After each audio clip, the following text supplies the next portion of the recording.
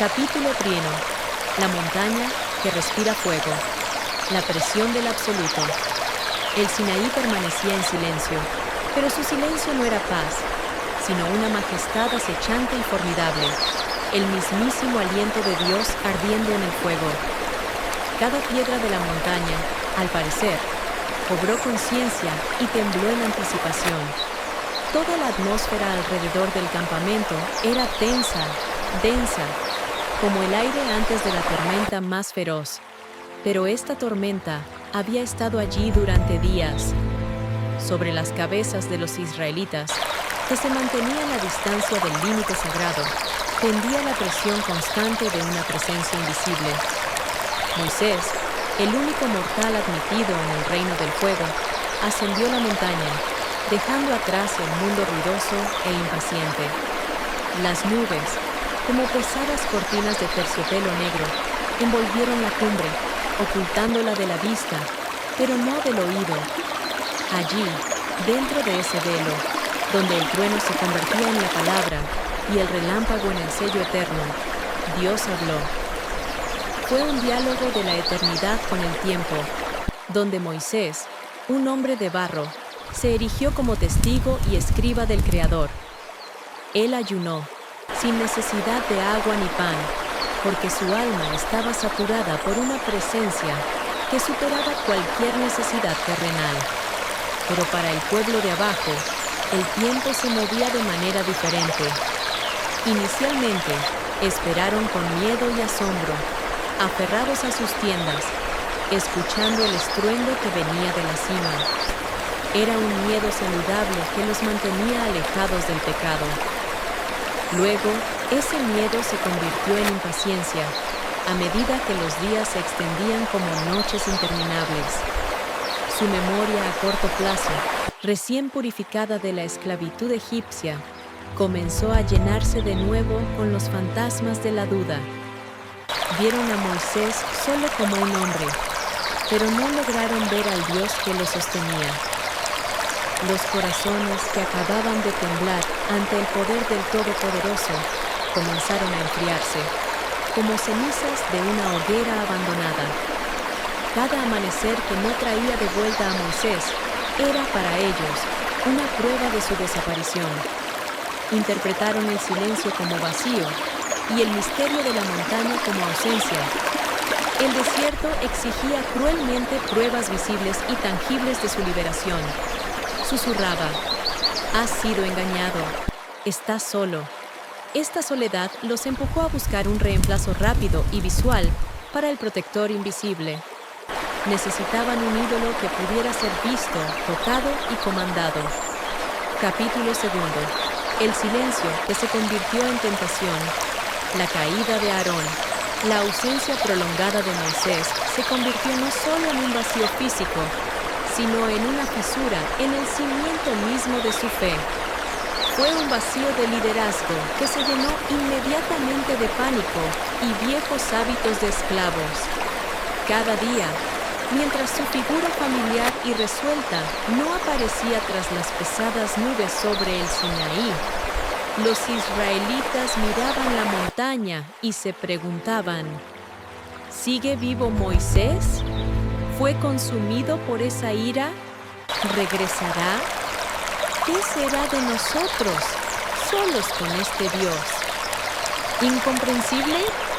El miedo, mezclado con la duda, comenzó a crecer en sus almas como una mala hierba venenosa.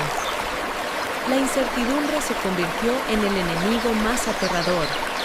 Necesitaban un Dios controlable que hablara el lenguaje familiar de Egipto, uno al que pudieran ofrecer sacrificio y recibir una sensación inmediata de certeza. Y así llegaron a Aarón. Aarón, el hermano de Moisés, se encontró como la única autoridad visible ante la ola de histeria colectiva. Su rostro estaba pálido, y en su corazón luchaban dos fuerzas: la obediencia a Dios y el miedo a la multitud. Eligió la supervivencia física sobre la fidelidad al pacto invisible. Esta fue la tragedia del compromiso. Él intentó una maniobra sutil. Quitad los aretes de oro que están en las orejas de vuestras mujeres vuestros hijos y vuestras hijas, y traédmelos. Pero subestimó el poder de la mentalidad de esclavo. El pueblo se apresuró a entregar sus adornos. Cuando Aarón recogió este oro, esta reluciente prueba de traición, lo fundió en el fuego y modeló un ídolo. No lo esculpió con cuidado, simplemente vertió el metal, creando un becerro reluciente como el sol del desierto, que se convirtió en el símbolo de su avaricia y poder terrenal. Cuando el pueblo vio esta deidad brillante, los gritos de alegría estallaron como un trueno.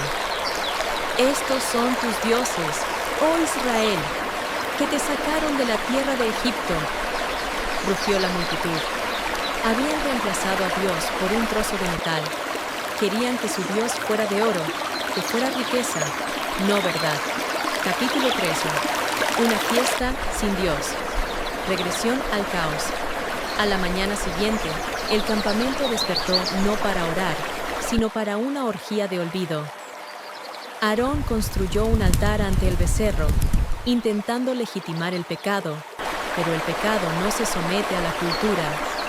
Ofrecieron sacrificios, y el olor a grasa quemada se elevó, no como una oración, sino como humo lleno de orgullo y traición. El pueblo se lanzó a un frenesí de placer. Comieron, bebieron y bailaron, y su alegría se convirtió rápidamente en salvajismo. Fue un acto de regresión, un retorno al desenfreno de Egipto. El estruendo del campamento se convirtió en un rugido caótico y frenético que ascendió al cielo como un desafío. Aarón miró a la multitud y sus ojos reflejaban impotencia y horror. Era un rehén de su propio compromiso. Sabía que había perdido el control y su único deseo era que Moisés regresara para asumir la carga de este pecado mortal. Capítulo 4. En la montaña, fuego, abajo, cenizas, las tablas destrozadas. En la cumbre del Sinaí, Moisés estaba en un estado de máxima dicha. En sus manos estaban las tablas, la voluntad divina concentrada. Pero entonces la gloria del Señor comenzó a temblar de ira. El cielo se puso rojo y Dios habló: «Apresúrate, porque tu pueblo se ha corrompido. Rápidamente se han apartado del camino que yo les mandé». Moisés vio no solo el pecado, sino la profundidad de la indignación de Dios. En el momento en que sostuvo el pacto, se dio cuenta de que ya había sido roto. Y descendió.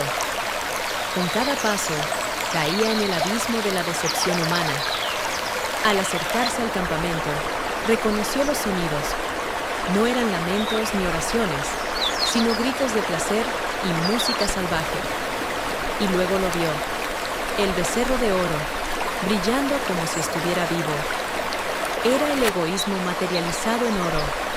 El rostro de Moisés se hizo piedra, más dura que las tablas. No tenía sentido dar mandamientos intactos a un pueblo que ya los había pisoteado. Moisés levantó las tablas y las arrojó con furiosa determinación. El trueno resonó entre las piedras al romperse los pactos, como los corazones de quienes habían olvidado a Dios. Fue un acto de profunda tristeza profética. El fuego de la ira ardió en sus ojos. Quemó el becerro, lo molió hasta convertirlo en ceniza negra y lo esparció sobre el agua. «Bebed», gritó, «bebed vuestro pecado, que las cenizas de vuestra traición se vuelvan amargura en vuestras entrañas». Capítulo 5. El día de la purificación. La espada de la división. Un silencio muerto y sofocante de terror cayó sobre el campamento. Moisés estaba en medio de las cenizas. El pueblo temía la ira que estaba detrás de él. Moisés, sabiendo que se requería sangre para la purificación y restauración, recurrió a un acto de justicia terrible. La fe exige elección. Se paró en la puerta y gritó: «¿Quién está de parte del Señor? Venga a mí». Este fue el espada de la división. Solo la tribu de Leví se reunió a su alrededor.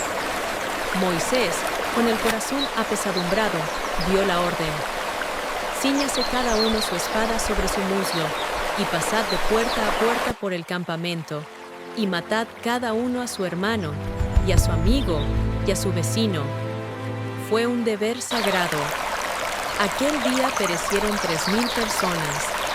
Fue el precio por una noche de libertad sin moral.